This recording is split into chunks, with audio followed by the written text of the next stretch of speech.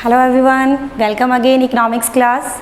Today's video we will discuss the chapter number 10, that is employment and unemployment. From last few video we learned about the unemployment meaning, labor supply, labor force, workforce, participation ratio, head count ratio, and some topics we have already done in last videos. In today's video we will discuss the types of unemployment in India and some small topic that is included in your chapter बेटा, जो आपके small numerical values हैं, जो आपके exam के point of view से it's very important topics. Which one? First that is economic growth. हम यानी डायरेक्टली अनएम्प्लॉयमेंट जो है हम क्यों इतना ज़्यादा इकोनॉमी के अंदर एज ए चैलेंज लेते हैं? Because these two words interlink, यानी एक दूसरे से हमारी जो इकोनॉमिक ग्रोथ है बेटा वो डायरेक्टली लिंक है अनएम्प्लॉयमेंट से. ठीक है, इकोनॉमिक ग्रोथ किसी भी कंट्री के अंदर there are two ways to achieve the economic growth. यानी हमें जीडीपी को ग्रो करने के लिए, इकोनॉमी को ग्रो करने के लिए हमारे पास बेसिकली टू मेथड्स हैं. कौन से? यानी first method that is economy can grow, यानी इकोनॉमी ग्रो हो सकती है बेटा किसके through? Economy can grow through greater employment. यानी किसी भी कंट्री में बेटा अगर हमें अपनी जीडीपी को ग्रो करना है, अपनी इकोनॉमी को ग्रो करना है, तो हमारे पास दो तरीके हैं. फर्स्ट, हम ज़्यादा एम्प्लॉयमेंट को राइज़ करके, ज़्यादा एम्प्लॉयमेंट को आपको यानी लोगों को रोज़गार दे के, उनको क्या करके बेटा उनकी इनकम रेज करके, उनके स्टैंडर्ड ऑफ लिविंग को इम्प्रूव करके हम अपनी इकोनॉमी को ग्रो कर सकते हैं. यानी इन फर्स्ट मेथड हमारा मेन फोकस किस पे रहेगा? एम्प्लॉयमेंट पे. सेकंड जो मेथड है वो किस पे रहेगा बेटा? टेक्नोलॉजी पे. यानी ये आपने इकोनॉमिक्स में स्टार्टिंग से पढ़ते आ रहे हो बेटा कि जो प्रोडक्शन है, जीडीपी है, उसकी दो टेक्निक्स हैं. कौन सी टेक्निक्स आपने पढ़ी है? Capital intensive and second one क्या पढ़ा है बेटा आप लोगों ने? Labour intensive.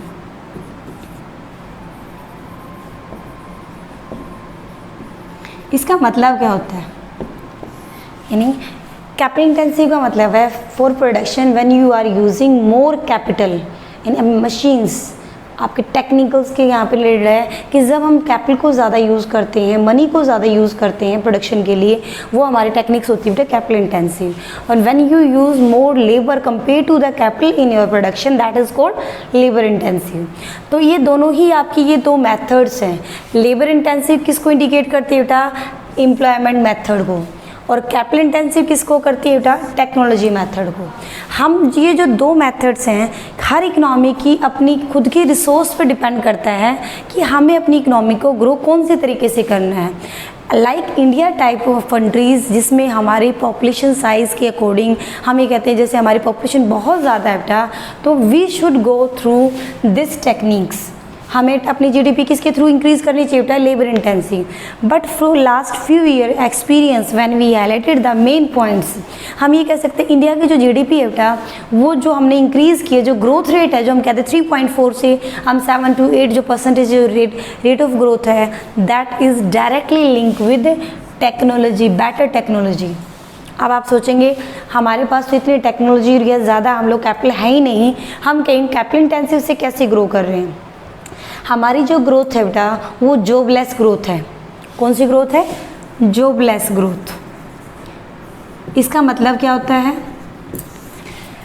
हमारी जो ग्रोथ यानी जीडीपी की जो ग्रोथ रेट है वो जो इंक्रीज हुई बेटा, मोस्टली जो जीडीपी है इट इंक्लूड जो डायरेक्टली जो एमएनसीज हैं, एफडीआई है, इसका मेजर रोल प्ले किया है जीडीपी को ग्रो करने के लिए. यानी जो एमएनसीज हैं उनका बहुत ज़्यादा कंट्रीब्यूशन है हमारी इंडियन इकोनॉमी की. 2000 से लेकर यानी जो 91 की हमारी पॉलिसी आई थी लिबरलाइजेशन की, उसके बाद एमएनसीज जो एफडीआई है it has been played major role in GDP growth. इसलिए और एमएनसी जो एफडीआई हैं they are capable to increase the production with the help of techniques and capital, not with the help of labor. तो ये जो आपके methods हैं जो हम यूज़ करते हैं बेटा, उसमें हम टेक्निक्स को ज़्यादा यूज़ कर रहे हैं कंपेरेटिवली एम्प्लॉयमेंट को।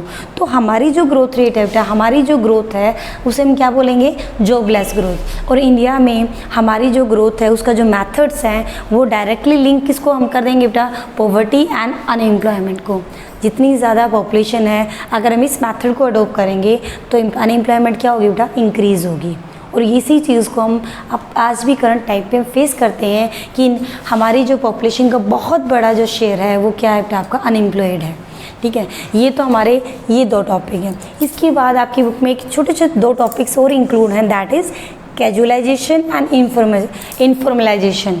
ये जो 2 टॉपिक्स हैं आपकी चैप्टर के अंदर, इसका मीनिंग क्या है। सबसे पहले बात करते हैं कैजुअलाइजेशन। स्टार्टिंग में हमने बात की थी बेटा, जो वर्कर्स होते हैं, वर्क फोर्स जो होती है, there are 2 type of work force.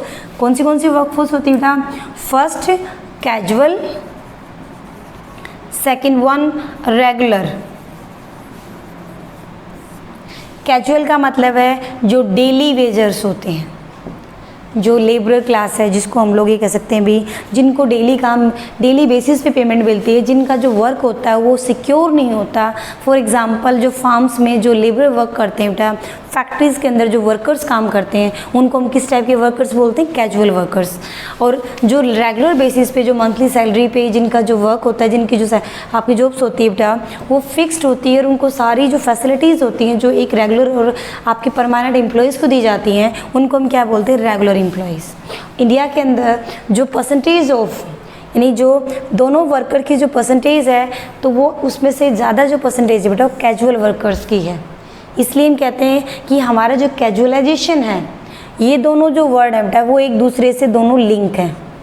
क्योंकि इनफॉर्मलाइजेशन का मतलब ही क्या, कैजुअलाइजेशन का मतलब क्या, when increase the rate of workforce in casual जो सेक्टर है compare to the worker regular worker is called casualisation. इन कैजुअलाइजेशन का मतलब है जहाँ पर कैजुअल वर्कर्स की जो परसेंटेज है वो ज़्यादा हो और रेगुलर जो वर्कर्स है उसकी परसेंटेज कम हो, उस सिचुएशन को, उस कंडीशन को हम क्या बोलेंगे बेटा, कैजुअलाइजेशन। इसके अगेंस्ट में जो दूसरा वर्ड है दैट इज इनफॉर्मलाइजेशन। इसमें भी हम इसी से रिलेटेड जो सेक्टर्स होते हैं, there are 2 type of sector, first one formal, second one informal. ये आप अपनी जो भी आपकी जो जूनियर क्लासेस हैं 9th और 10th उससे भी पढ़ते आ रहे हैं इन सेक्टर्स के बारे में, formal and informal. Formal sectors कौन से होते हैं बेटा, जो ऑर्गेनाइज सेक्टर्स होते हैं, जहाँ पर जो वर्क्स होते हैं वो किसी हमारे जो रूल्स एंड रेगुलेशंस के साथ हम लोग करते, जो सारी फैसिलिटीज़ के साथ आपको जो काम मिलता है वो हमारे फॉर्मल्स हैं, जहाँ प्रॉपर सैलरीज और प्रॉपर इंसेंटिव्स रिसीव करते हैं। इनफॉर्मल जहाँ जो कोई भी रूल्स एंड रेगुलेशन जो अनऑथराइज सेक्टर्स होता है बेटा वो हमारा होता है इनफॉर्मल। तो इनफॉर्मलाइजेशन हमारा directly link with informal group. When increase the workforce rate यानी rate of participation in increase the informal sector compare to formal sector, this process is called informalization. यानी ये 2 वर्ड हैं बेटा जो दोनों से एक दूसरे से म्यूचुअली इंटरलिंक्ड हैं, कैजुअलाइजेशन एंड इनफॉर्मलाइजेशन। इन दोनों में ही हम ये कहते हैं कि जहाँ अनऑथराइज्ड या फिर जहाँ पर वर्कर्स की जो काम है बेटा वो सेफ़ नहीं, सिक्योर नहीं है, वहाँ ज़्यादा परसेंटेज है किसी इकनॉमी में, उस कंडीशन को हम क्या बोलते हैं, casualisation and informalisation.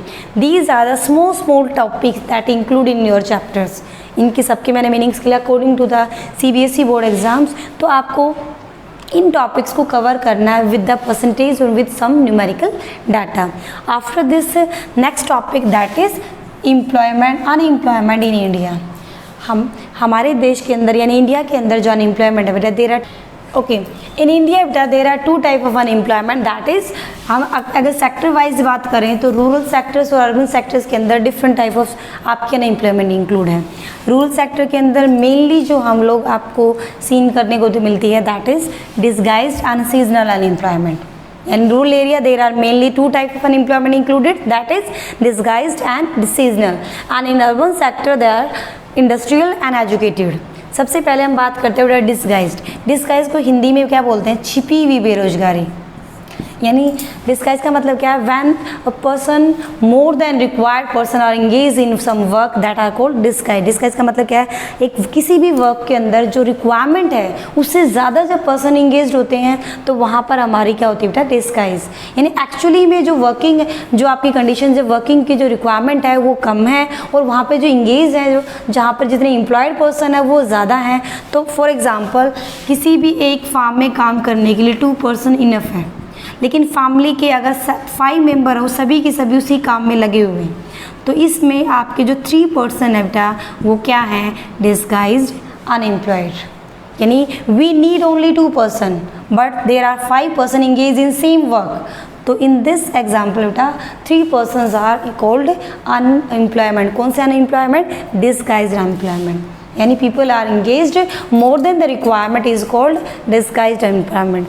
Now next seasonal, और ये जो आपका जो टॉपिक है आप 10th क्लास में भी कर चुके हैं, तो इसको थोड़ा सा डिटेल में करेंगे। सीजनल, सीजनल का मतलब क्या है, आप सीजन यानी कि जब हमारा सीजन ऑफ होता है, you are an employed person and during season time you got the work, you got your job आपका, तो उस टाइम पर आप काम करते हैं। यानी whole year you are not getting a work, some period some few months तो आपको काम मिलता है, और सीजन ऑफ के टाइम आपके पास कोई काम नहीं है तो वो हमारी क्या है आपकी सीजनल एम्प्लॉयमेंट। यानी during season you got the work but during season off you are not getting any type of work is called seasonal unemployment. यानी पूरे साल आप अनएम्प्लॉयड नहीं है, सिर्फ कुछ मंथ या फिर कुछ आप कह सकते हैं बेटा आपके डेज आपके पास काम है और कुछ टाइम आप फ्री हैं, तो ये हम क्या बोलेंगे बेटा आपका सीजनल एम्प्लॉयमेंट। अब हम बात करते हैं अर्बन।